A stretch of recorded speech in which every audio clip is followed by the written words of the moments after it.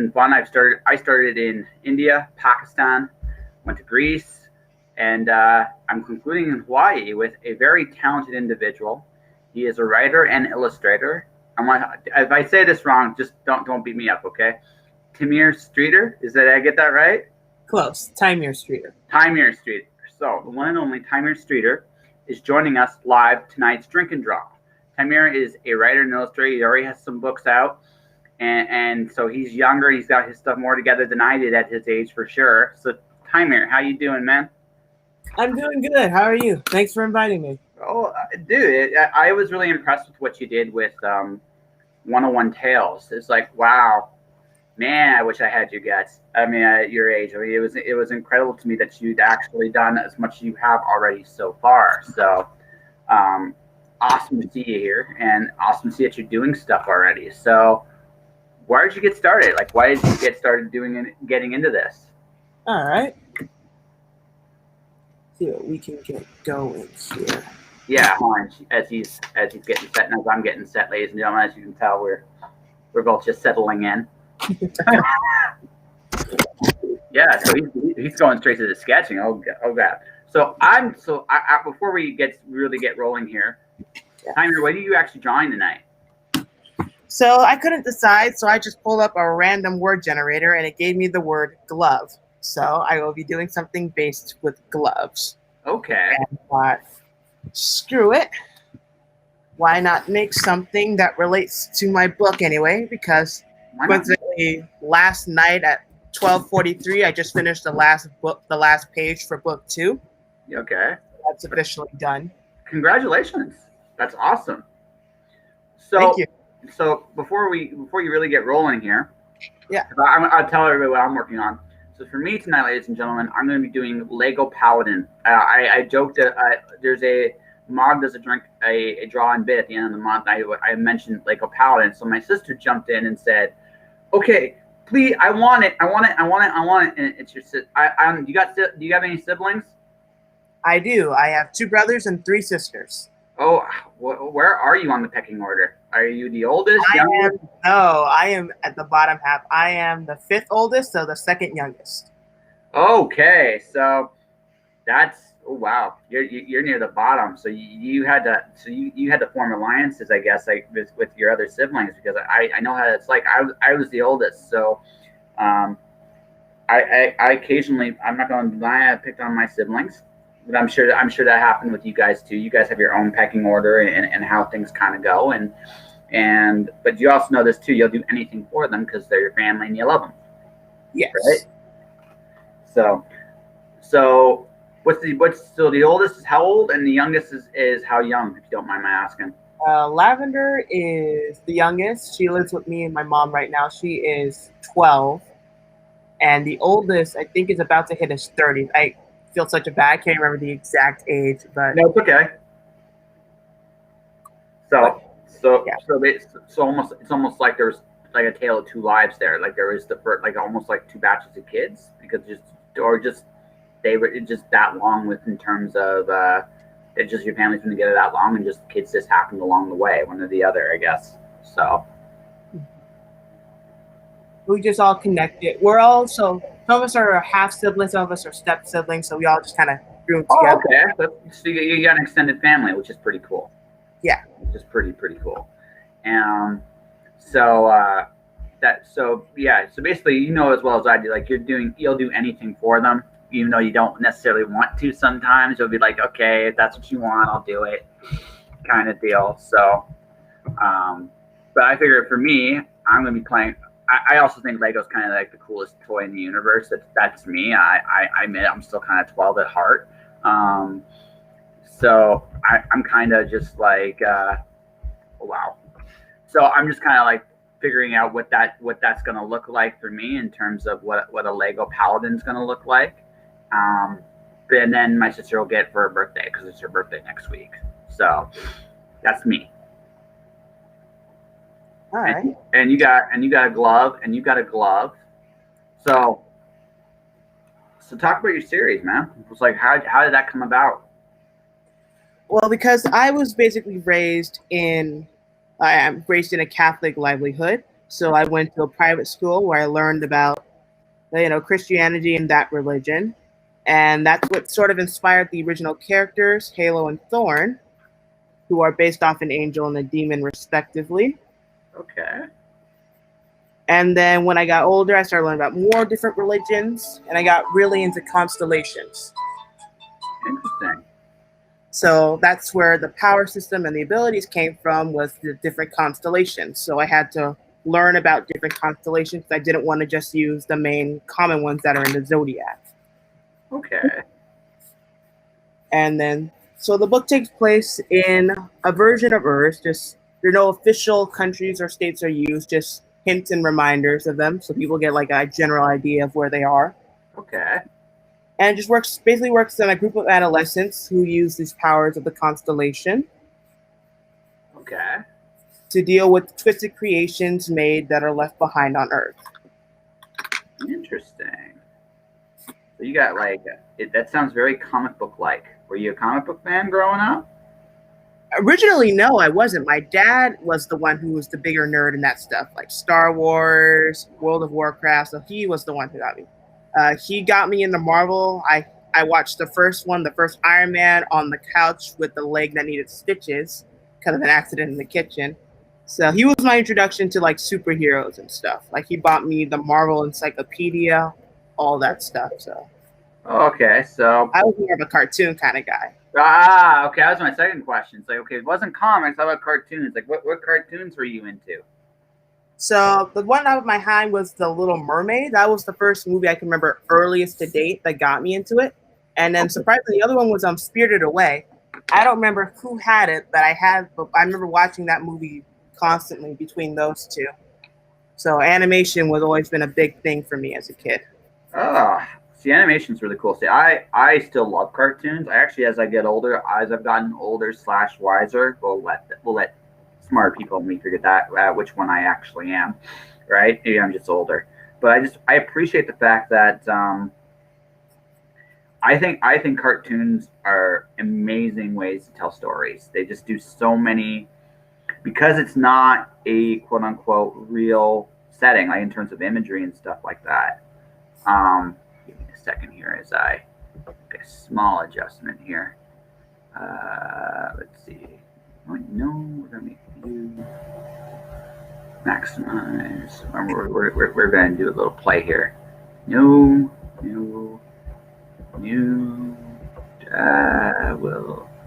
How do we do this? There was a way to do this.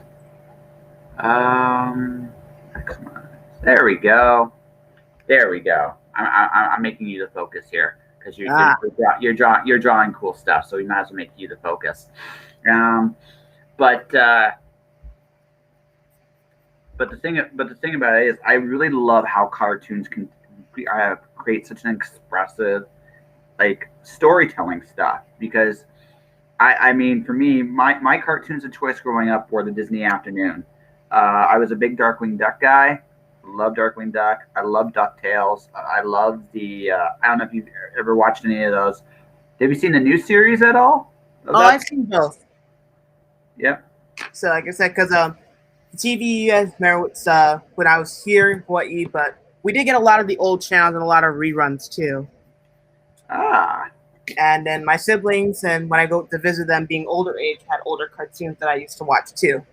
So surprisingly, also my dad was a big one too. So we watched a lot of the DC animated films, like the Batman, Batman Beyond, those kind of shows. So yeah, Batman Beyond's really good. I really like that one.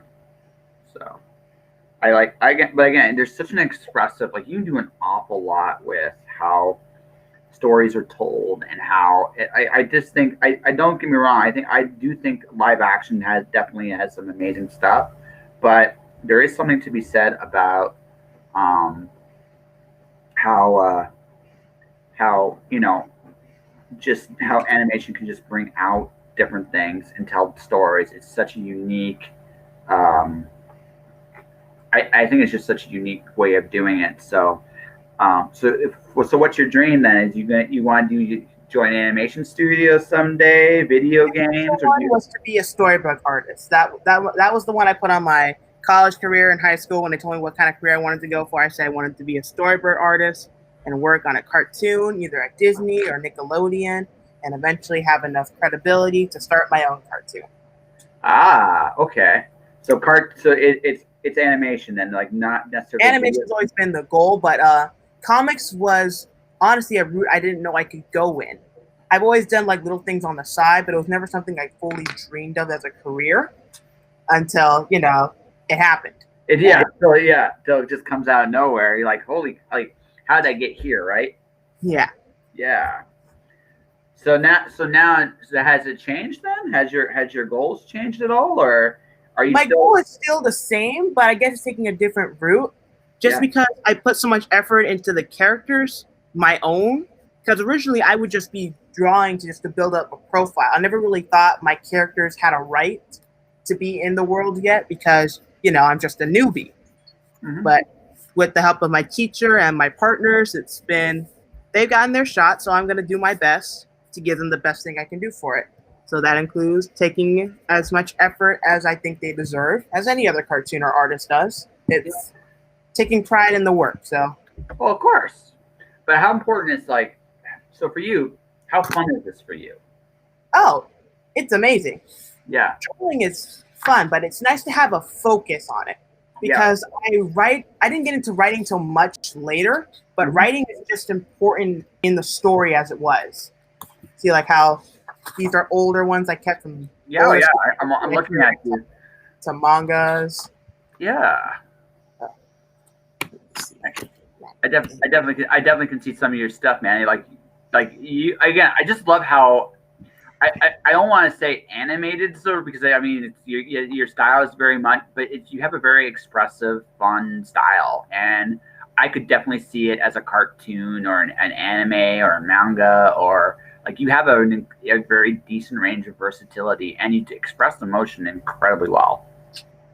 Thank you. That was one of the main things about cartoon or constant I always thought about, was that drawing a character is fun, but you have to be able to do it over and over again without getting irritated with them.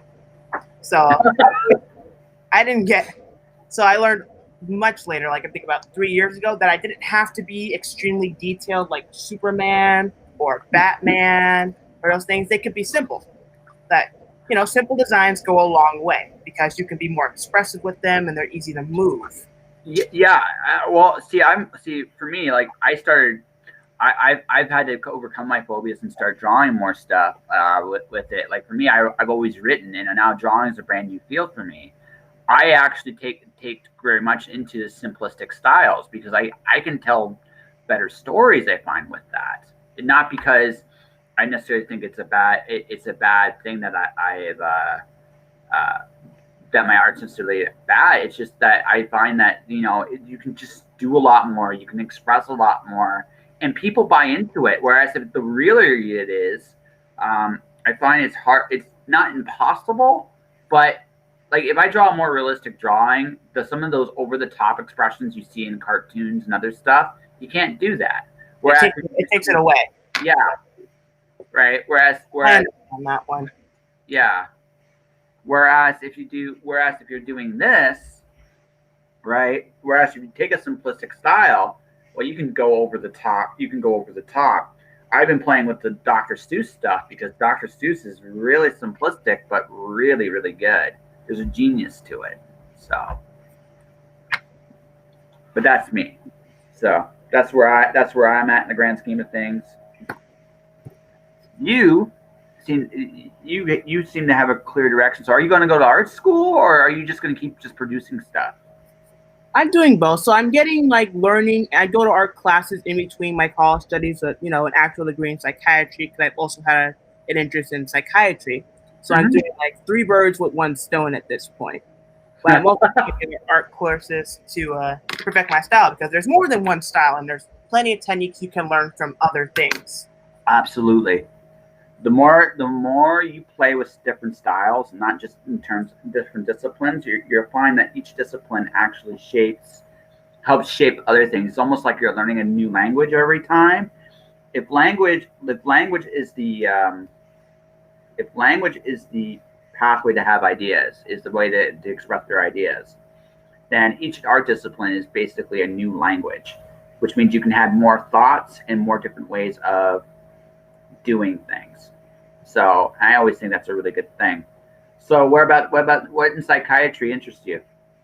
Just the study of the mind and how it works, because that was my grandfather. He's a therapist too, so he's taking me with him on his jobs and learning with his clients and stuff to like do his job and spend time with his grandkids. So it was a lot of fun. And so I've always picked an interest in that because I've always wanted to know how things work in the mind, as well as why people are the way they are. And also, two birds, that also helped me with the character development too, to learn certain traits and how to build things up more, like the more humane, I guess. Well, yeah, because what you're learning is what you're learning. So I interview people, and I ask questions all the time, and I listen to what people say.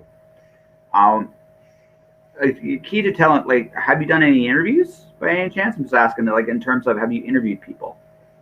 Like for like studies or for grade projects, but never just on my own accord. But like, now, if you want, like, it's a good way of learning a lot about human behavior, because one of the things I've learned, like, I interview lots of people all the time, and one of the things I learned is I learned to listen in terms of what people say, but more importantly, what they don't say, because that's almost as important. Because what happens, you learn what people value, and you learn what makes them tick, because you'll understand a little bit of what moves them, and once you understand that, you'll understand a lot more about how the psyche works with everybody, and you'll begin to see what makes everybody stand out, but also what everybody has in common. Because some basic things are universal. That's what I've learned anyway. That is a good point. I'll have to take that in mind. Yeah. And this drawing is already done. Wow. Let's see what you did. Dang. So, tell people about this. So book 2 focuses on just doing the last character I'll be introducing for quite a while, because there's 5 main like heroes, but I wanted to spread them out so each one has a bit more time to develop and flesh out. I didn't want to get everybody out of the gate just yet, because I'm still so new at this, and it can get pretty sloppy if you try to juggle too much at once. But this right here is just a quick sketch of the new guy, Cosmic. He's based on the Lupus constellation, which is the rabbit. And so when he was developing him, I turned him into more like a magician of sorts. Okay. So the gloves on and the snow hoodie, because he has this winter element to him. Oh wow, that's really good. Like, so is he a good guy, a bad guy, a force in nature? What is he? He's a good guy. All the people in my story are based on an element of nature, so they each have like something to do with that exists in reality, and they also have scientific limits to them. So that was also a lot of stuff I had to learn about. So like my main guy has electricity, but it's more about electromagnetism. So that science and the properties that go with it are also entitled with his power. So like he has an influence over metal and iron sand and the mechanical alignment. Like he makes compasses go out of whack. So that can be a lot of fun. It's a lot of fun. I wanted power to be when I gave people like heroes with superpower, they didn't want them to be like dull. I guess a dull is the word for it. Like he can do, like if a person has a fire ability and that's it, I'm just like, well, what else can they do with that? Can they have heat vision? Can they control the temperature in a room? Like I wanted to expand beyond it. So I wanted to challenge how I could create more creative fight scenes or combat or just new ways to draw things. So I got a question for you. Yeah. You sound like a very curious dude. So where does that curiosity for how things work come from? I'm just curious about this. Honestly, I had to think of my ADHD. Okay. Probably the prime factor. because I just can't sit still. My mind runs faster than than my mouth or my actions can keep up. So I'm always thinking about ideas, and it terrifies me that I'm going to have one good idea and then I won't be able to remember it for another 3 years. So I try to test everything out while I can, because I'll never know when I get a chance to do it again. I see. So you're curious because you become fascinated by something for what you feel is a finite amount of time, and you just try to find out as much as you can. Are you ever satisfied with what you learn, or I'm always satisfied because it either helps me in real life or helps me in the career I'm pursuing. Some things are a little disappointing when I find out the reasons behind them, but I'm still glad that I took the journey to find out. Oh yeah. No, that is. Yeah, sometimes when you learn how the sausage is made, it's not that fun. Sometimes it's amazing. Sometimes it's actually an incredible ride. So, let's see here. Yeah, I'm actually on kind of my second drawing. I decided that my paladin is going to be like a complete Lego expression, no helmet. So I'm taking an example I'm seeing right now. I'm just kind of playing with the design a little bit. Lego's a brilliant thing. It really, really is. I'll show you when it's all said and done. So psychology-wise, do you read any psychologists at all at this point yet? Not like that. The art thing's kind of taking a forefront to that. That's more on the sidelines right now, but okay, no, that's cool. I'm just curious because there are some like Carl Jung, for example, deals with archetypes, and just based on what I'm seeing with your stuff, you're playing with archetypes to some degree. Anyway, so I was just curious if there was a connection between from a psychology standpoint, if it's because you've read anybody so far, and if you have, I'd be curious. But if not, that's still pretty cool. So. If there are, it's cool, but I can't take credit to say that it was intentional. Oh no, that's no problem. No problem. So let's see. Let's ask a couple other fun ones here and as we keep going.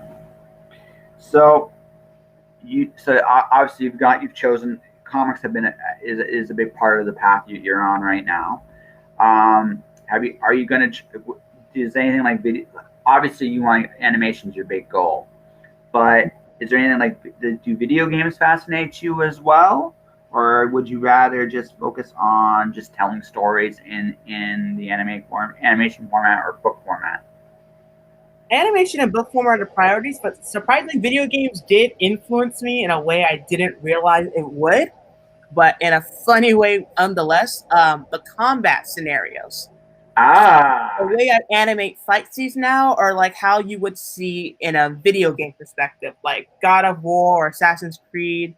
I try to draw from those angles in that area, so like you're in the forefront of the fight. I see. So, okay, that's pretty cool. That was the biggest thing about video games that influenced me. It was just drawing how I see the games moving. Like you could see this character bouncing off the walls or from those angles and shoots you don't normally get to see in comics. There's been like a quick panel or so. Okay, that's pretty. So it's just animation. So, movies or series do you want to do? Both if possible. The series would probably be the first thing because I think a movie is a bit more difficult.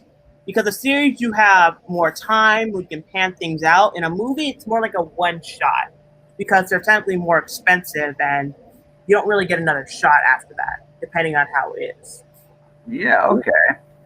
So, your stuff or more iconic stuff like Batman or Teen Titans or are you just obviously you said your own studio is your big goal. So what's the story you really want to tell? The story I want to tell is something you could show for ages, like the Peanuts or like Tom and Jerry, that kind of stuff. Because I understand this new craze that cartoons can be serious and edgy now, and I understand why it's happening. I'm glad animation is getting more recognition either through Japan and the anime industry or through Disney and Pixar and other artists taking it up. But I never believed in this concept that a cartoon for all audiences had to have super dark or edgy themes or have to tackle certain things. Sometimes a cartoon can just be a cartoon to enjoy. Well, absolutely. Ultimately, we have stories just to escape what we're seeing, right? Just to go into a different world. So, and I mean, I may be old-fashioned thinking this, but one of the big things is you want to have fun, right? You want to have fun, and sometimes the best thing, like Tom and Jerry, is awesome. It's just good fun. Nothing complicated about it. It's a cat catching a mouse or trying to catch a mouse and failing miserably. Did you ever? Did you ever root for Tom?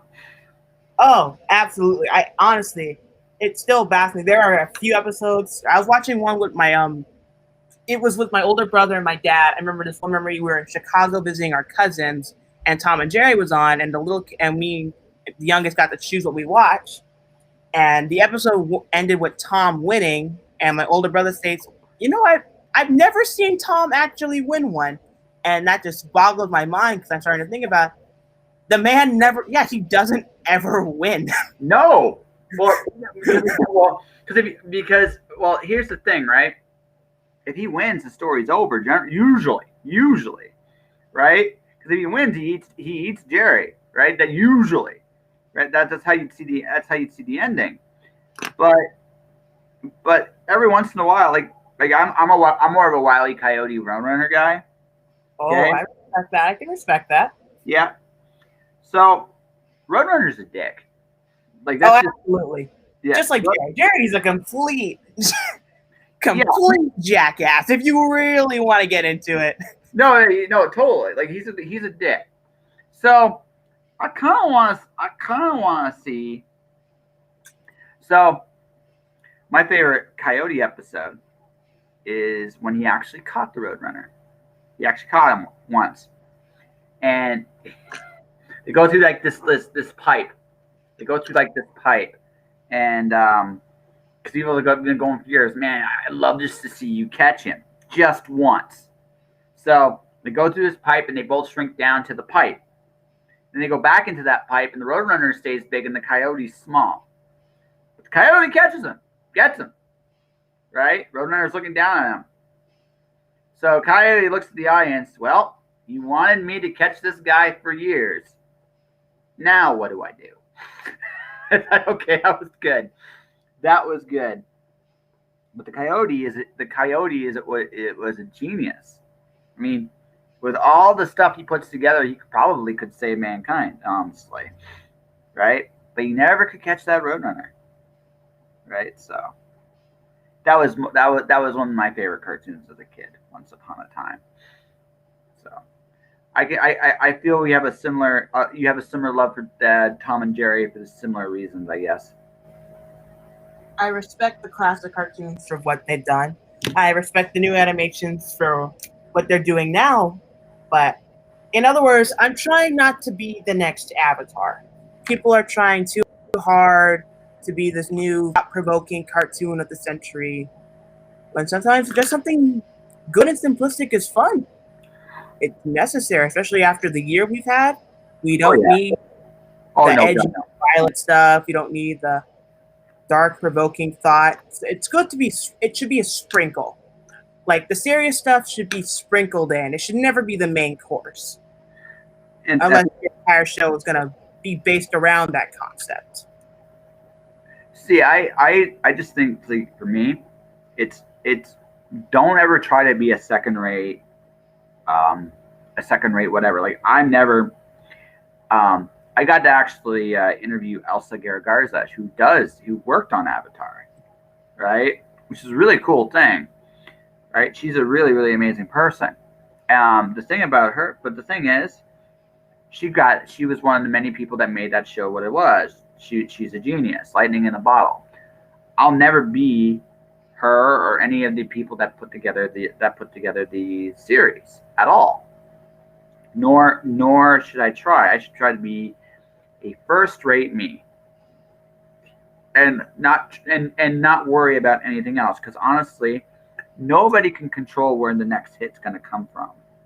So, or where, or who, or how, or any of that stuff. Like we don't have any control over that. So what we can control is like, what kind of story do I want to tell? And I'll tell that story to the best I can, and go from there. Beyond, because honestly, I can do that. I can control that. I can't control whether or not people are going to like what I do, right? So I worry about what I like to do, and the rest will take care of itself, I think. I could be wrong, but that's how I see it. That's a great way to live. Mm-hmm. But yeah, I mean, like for example, ooh, here's a fun one for you. What's your favorite thing to draw? My favorite thing to draw? Yeah. Just about anything, really. Yeah, you don't have like okay, because as a kid, it would have to be mermaids, like specifically Disney style of drawing mermaids. I don't know what it bothered me, but like every other animation property outside of Disney's, I hated the way they drew the tails. Like, interesting. Why? Yeah, I guess it's either for a nostalgic or preference, but it just didn't look like a fish's tail. Here, let's start from, because this is done already, so let's start a new one. The time I have real quick. No worries. So we're gonna do a quick touch of a mermaid. Okay. I just figured I'd ask that because you know what? I mean, we all have those. I find, again, I'm still learning kind of what I'm doing, and I still got a long way to go. But I can definitely tell that this Lego Paladin thing is much harder than it looks, but that's okay. I learn something new every time, and that's all that really matters for me. I've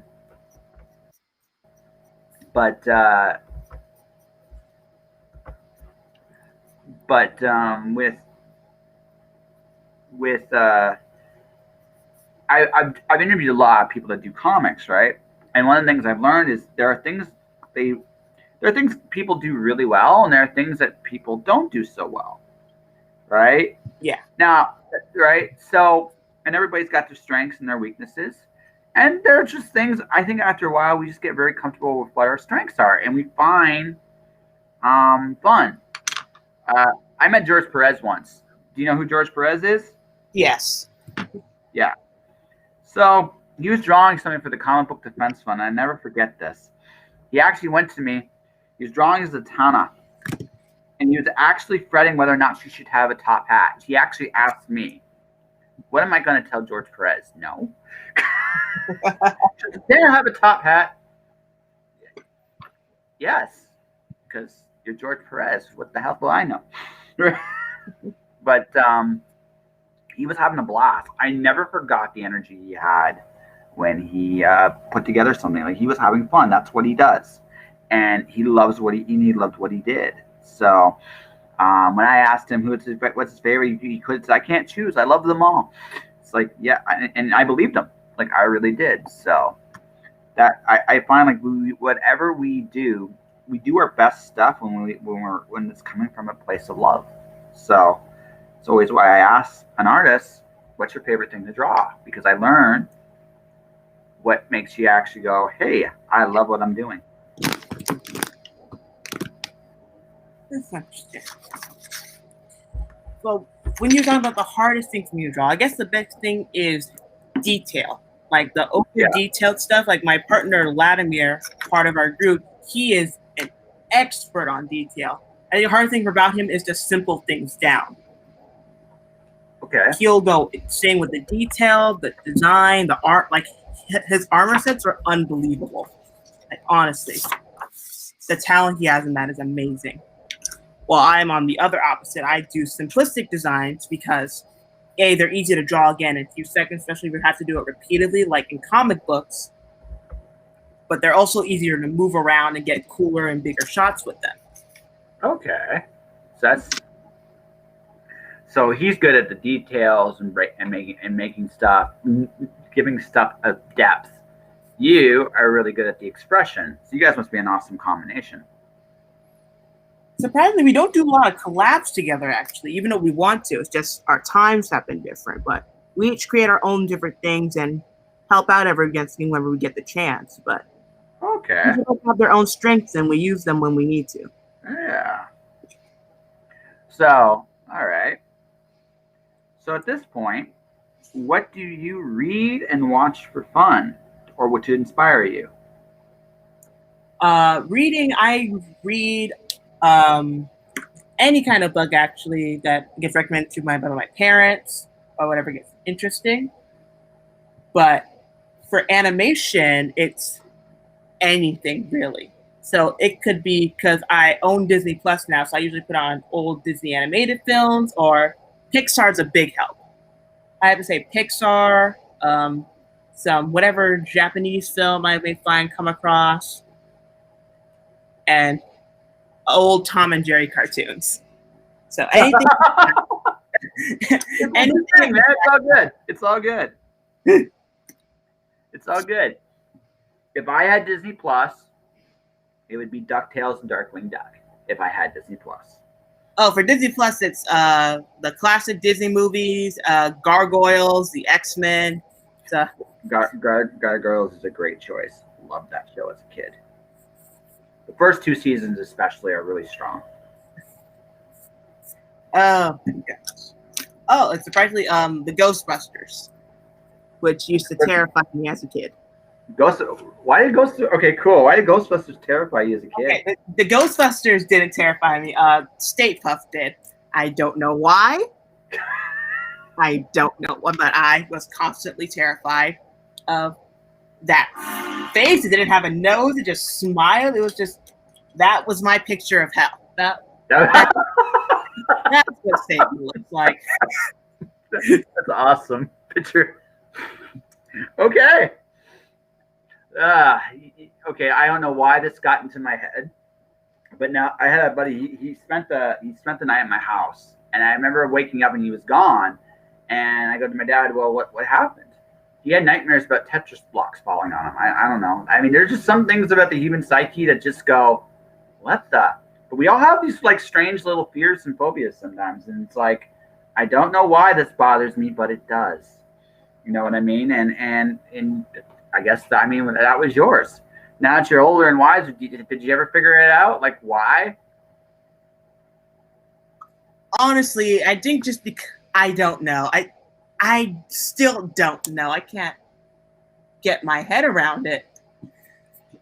But honestly, I think it's because I look at it today and I'm just like, that is so cheap. And Ghostbusters is my favorite franchise from the 80s, ironically, even though it terrified me to death. It was like a moth to the flame. It killed me, but I kept coming back to it for no reason. So if I see you doing IDW's Ghostbusters series in about 5 years, I'll be like, yep, that's why. That's where all that fear, it all led somewhere. That's because overactive imagination might. If you put a 6-year-old in front of a movie from the 80s, they can make it look like something that came from Marvel. Yeah, that's honestly my favorite part about that imagination. Me as a kid, like I don't care how crappy the movie is, I'll change it into something else. The first Ghostbusters movie was not crappy. The second one, meh, but the first one was really good. Oh no, they're amazing. But I'm talking about like the effects and how, especially today, Hollywood has spoiled us to the point where if I put my sister in front of a movie that came from like 2000, she'll just say, "Well, that doesn't look realistic at all." And I'm just like, "Can you just submerge yourself into it?" Well, some movies, they can still do that. That I find. What I find is the more the storytelling foundations are there, the more that people can buy into it, no matter how corny it looks. There might be that moment where it's like, oh God, where is this? Why is this happening the way it's happening? And sometimes they get it. Like sometimes they get it like immediately. But most of the time, if the story is good, people will buy into whatever it is you're doing. The trick is the storytelling there so that it actually means something. I think with a lot of the some of the stuff I see today, the storytelling's really isn't as strong. Like the animation's amazing, the style, the art style is incredible, but the foundations for the storytelling isn't necessarily as strong as it could be. That's not true with everything. There's some amazing stuff out there, but sometimes you look at it and you go, huh, why am I not so interested in this story? Because it looks great. And that's kind of like so I mean, can you imagine 10 years from now, some of the stuff that looks really cool now will look even less cool then? And it's definitely going to be like a Ready Player One syndrome, or oh yeah, no, I mean it's all about, like I said, so it's important, I think. It's important to have I think your story, I think more like if you don't have the money or budget for effects, right? Yeah. Now it's a little different, right? You gotta look at, okay, what can I do? And one of the most simplest answers to that is, well, I can tell a really good story. Because if the story is good enough, it'll get people come back. Yeah, because that's it, right? Ghostbusters, the first Ghostbusters movie, is a great story too. It's a fun tone. You get a sense of what that movie's all about 5 minutes into it. And even though the concept is silly when you write it out loud, it's just the way it was done. Yeah, well, it was meant to be. Like, it was meant to be a silly concept. It was never meant to be. I mean, it has some fun. It's got some fun old school like science fiction pulp to it, which is really, really neat. But if you sit there and look at the Ghostbusters honestly, right? It's a fun concept. It's just a silly, fun concept that works. I'm a Ninja Turtles guy. Ninja Turtles is as silly as it gets. But you know what? I don't care. It's good. Right? It's really, really good. I love me some Ninja Turtles. Right? And I am not, I'll probably never outgrow that part of that being a kid to some degree, because it's dang cool. Right? But it's a silly concept. But you know what? The stories are fun, and the story draws you in, right? And that's all it takes, really. And then the rest, like, seriously, man, you can tell a story about a jar of dirt, and if you make that jar of dirt as entertaining as you can, people buy it. They're like, I'm in.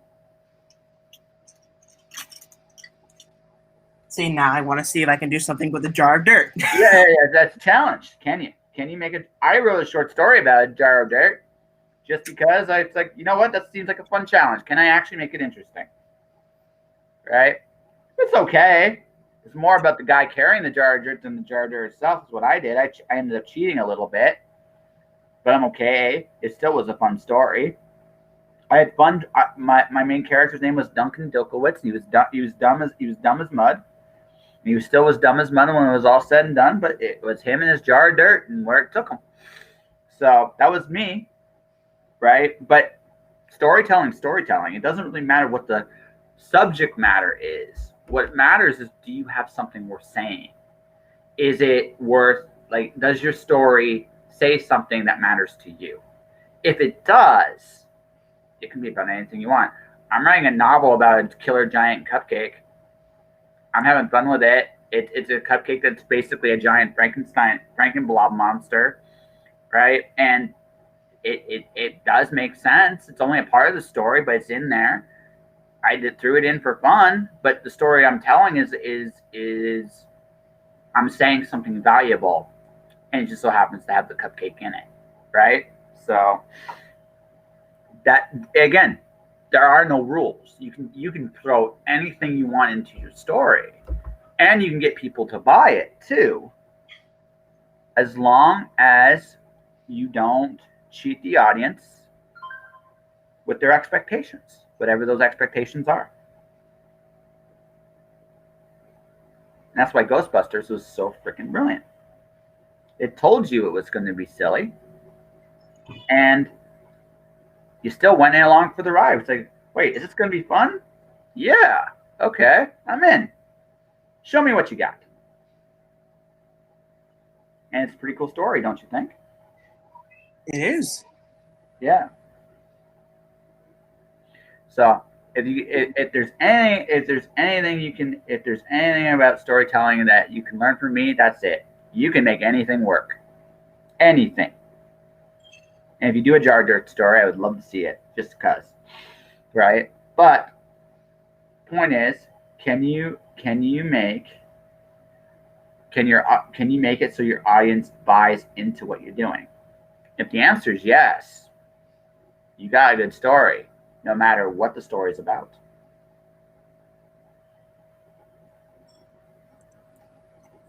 Very true. Yeah. Unfortunately, I seem to have to go soon. Okay. Well, that's. I wanted to show you the final black and white cosmic. Give me a second here. I'm gonna minimize. I'm gonna. You can come back and I'll show you some of the stuff I'm working on. I still got a lot of work. I've tried a couple different drawings, but I'll show you mine. I'll show you mine because it was totally fun to actually learn and draw, and you're really good. You are incredibly talented, my friend. Thank you. So, how far are you in your education at this point? In my third year in college. Hopefully, I'll graduate by next year. Just COVID pushed everything back, so everybody's a little bit delayed right now. But okay. I'm in a good place. I'm very fortunate to get as far as I have, considering everything that's happening right now too. Oh yeah. So anyway, I'm not as good as you, but I'll show you just some of the things I did and didn't do. I tried the wood the mask first. Wasn't quite as what I was looking for. Wasn't right. So I tried this guy on here. Aha. I love his mustache. His mustache is amazing. I love it. Oh, that's what that is. Okay. Yeah. All right. Respect. Yeah, and here I'll show you one more I was working on here. I got more work at Lego is surprisingly hard. Right? I don't know if this is good, but I had fun with this anyway. Not bad. Yeah. So that's what I did, ladies and gentlemen. So, Tymir, tell people about your books, where people can buy your books, and how people can find you. No. So let's get this all sorted out. So books 1 and 2 books 1 were sold out when I first released them, so I was completely shocked by that. I'm not, you're good. But I will release online where you can and buy them when I officially get everything set up. So if you want to find me, you can go on Instagram. There's not much there, but little drawings and stuff, and where I keep most of the information. It's going to be under this name, Melvonics. Melvonics, yes. Yeah. Very cool. Where you'll have to find Instagram. Yep. And then I'll keep you posted too when everything gets officially shipped in. That'd be really cool, man. All right, so I'll wrap up here. Well, that is this week's Drink and Draw. I want to thank Tymir for coming on to the show and putting up with me for an hour or so. Thanks, buddy. It was great to have you. Thanks for having me. Good luck with everything you're doing, man. I really hope it goes well. All right. So if you want to support this podcast, I'm on Twitch as Just Josh and Podcast. Hit the subscribe button. I'm on YouTube as Joshua Pantelleresco. Hit the like button and subscribe button there too. Stay inspired. Keep shining in the dark. And I'll see you guys next week. Thank you. Yeah.